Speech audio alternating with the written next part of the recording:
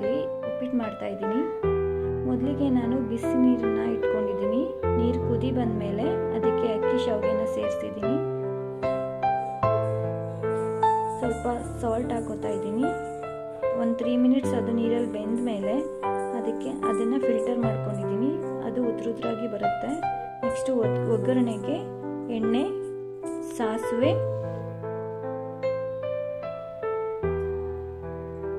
ಹಸಿಮೆಣಸಿನ್ಕಾಯಿ, ಸ್ವಲ್ಪ ಕಡಲೆಬೇಳೆ, ಈರುಳ್ಳಿ ಹಾಕಿ ಫ್ರೈ ಮಾಡ್ಕೋತಾ ಇದ್ದೀನಿ. ಈರುಳ್ಳಿ ಸ್ವಲ್ಪ ಬೆಂದ ಮೇಲೆ ಅದಕ್ಕೆ ಟೊಮೆಟೊ ಹಾಕೋತಾ ಇದ್ದೀನಿ, ಸಣ್ಣಗೆ ಹೆಚ್ಚಿರೋದನ್ನ.